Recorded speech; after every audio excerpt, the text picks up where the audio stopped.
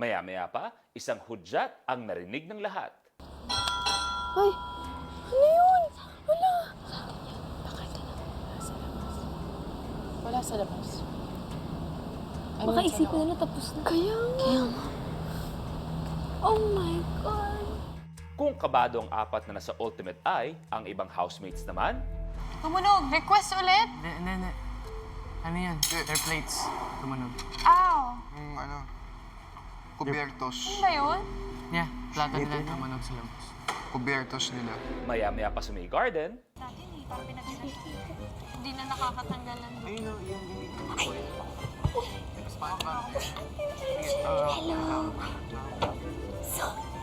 Pwede ako magsalita ba? Hello. Hello, ay, nice to meet you, Julia. Si Ashley, syempre, nice to meet you. Hello, baby. Hello, nice to meet you, Julia. Or Ate Jill na lang.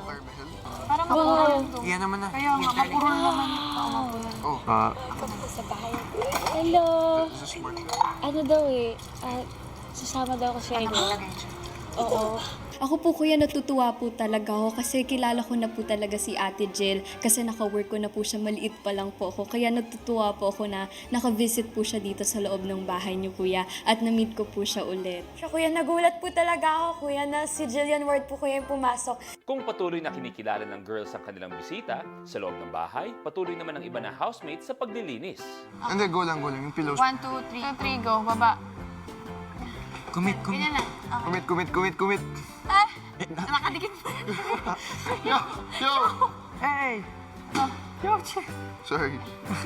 Mababa. May kukunin akong fruity zing. Kanino to? Hindi ko alam. Miguel, Sa akin nga to. Housemates, mukhang may naisahan. Pero sige, linis lang kayo dyan. Sa may garden area, patuloy ang kwentuhan ng mga nasa Ultimate Eye. Pero ano yung pinaka parang naging driving force nyo? Siyempre to stay and be patient here sa loob ng bahay. Family pala yung number one reason. To be honest, parang nawawala na din talaga yung drive ko. Pero dahil din sa mga eviction nets, tapos nasasave ako ng taong bayan, parang dumagdag talaga sila sa motivation ko to keep on going.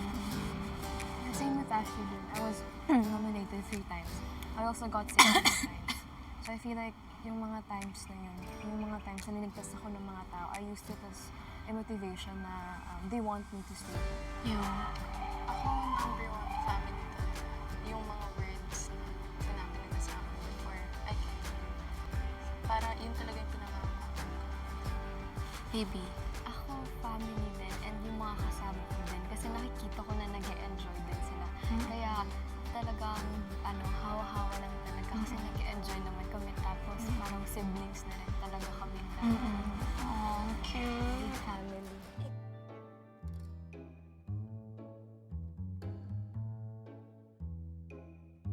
Hindi na, okay lang. Okay lang. Yung baso mo na. Yung baso mo. Okay lang. Mas masaya kami dito. Okay na kami dito. Tama na.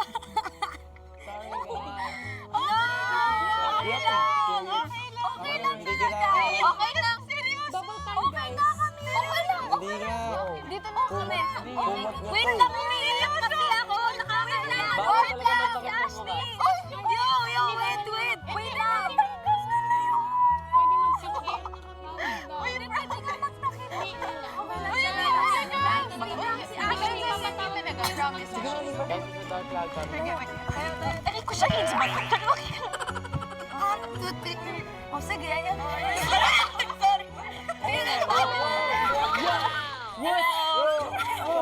Hello.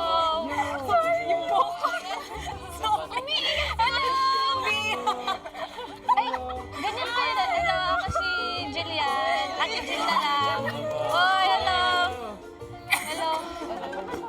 Hello, ano yung shit? Hello, okay na kayo? Okay lang siya. So, nakaganyan talaga kayo sa house. Wala lang ba ako? May confession. Well, thank you. Oh, may sinabi si Kuya sa loob na. What? Gawa lang na. Oh, may hindi na. Okay. Sorry, guys. Yo! Come on! Hindi kasi